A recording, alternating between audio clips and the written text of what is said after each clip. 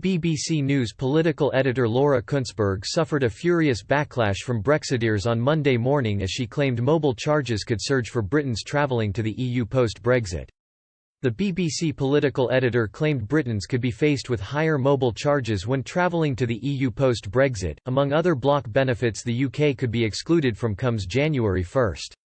Laura Kuenssberg told BBC Radio 4's Today programme, "There are going to be big changes. We've already left the EU, but we've been in departure land, the transition period when the status quo is pretty much held. That is going to run out at the end of December when we will leave the single market and the customs union. That's a really big change." For a long time after the referendum, the jargoned fault line that we talked about every day inside the government was whether the country could leave the EU but stay wrapped up in those two institutions. But Boris Johnson won an election on the basis of a relationship with the EU that was outside of that, and that means big changes for businesses.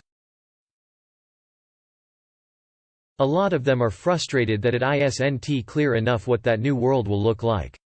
There will be guidelines for them coming today.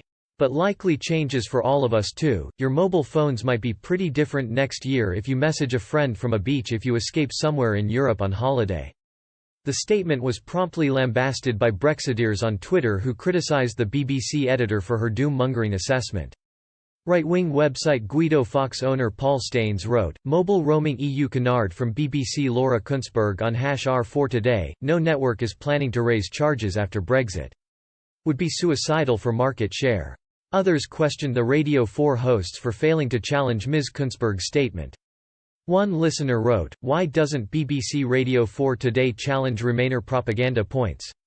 And another, bizarre, as Brexit collapses back into the news headlines, that Laura Kuenssberg and the Today programme think that post-COVID-19, people are going to be absolutely terrified at the thought of their European beach holiday texts costing a bit more.